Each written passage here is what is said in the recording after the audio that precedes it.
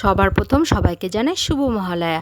আজ মহালয়া স্পেশাল আমাদের বাড়িতে রান্না হয়েছিল আমার শ্বশুরবাড়ির ঐতিহ্যবাহী রান্না, খাসির মাংস আর বাসন্তী পোলাও। শাশুড়ি মায়ের থেকে গল্প শোনা কোনো শুভ অনুষ্ঠান কিংবা কোনো উৎসবের দিন এই রান্না অবশ্যই হতো। তিনি যেহেতু বড় ফ্যামিলিতে পড়েছিলেন, শুধুমাত্র খাসির মাংস পোলাও থাকতো না, সাথে থাকতো আর 5 রকমের পদ।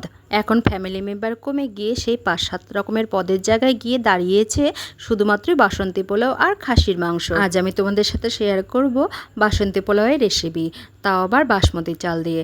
তোমরা চাইলে এটা গোবিন্দভোগ চাল দিয়েও করতে পারো, আমি গোবিন্দভোগ চাল দিয়ে করছি না, করছি বাসমতি চাল দিয়ে। প্রথমে চালটাকে ধুয়ে নিয়ে চালটাকে 10 থেকে 15 মিনিটের মতন রেখে দেবো। তারপর সেই চালের মধ্যে আদা বাটা হলুদ দিয়ে আবার 10 থেকে 15 মিনিট মতন রাখবো। কড়াইয়ে 2 চামচ সাদা তেল, 2 চামচ ঘি গরম করে নিয়ে গোটা গরম মশলা ফোড়ন দিয়ে প্রথমে কাজুটা কিছুটা ভেজে নেব, তারপর কিশমিশ ভেজে সেই আদা বাটা মাখানো চালটা দিয়ে বেশ ভালো মতন ভাজা ভাজা করে নিব। তারপর চাল ভাজা হয়ে গেলে সেখানে ডবল পরিমাণ জল দিয়ে দিব, ডবল পরিমাণ জল দিয়ে আর ঢাকা দিয়ে দিব, স্বাদ মতন দিয়ে দিব নুন। দেখো চাল অনেকখানি সেদ্ধ হয়ে গেছে, এখন দিয়ে দিলাম চিনি দিয়ে আবার কিছুক্ষণ নাড়াচাড়া করে নিয়ে আবার কিছুক্ষণ ঢাকা দিয়ে রাখবো। আমার বাসন্তী পোলাও তৈরি হয়ে গেছে। নামানোর সময় আবার 1 চামচ ঘি দিয়ে ঢাকা দিয়ে রাখবো। যখন খাবো তখন পরিবেশন করব বাসন্তী পোলাও। তো দেখো তৈরি হয়ে গেল আমার ঝরঝরে বাসন্তী পোলাও।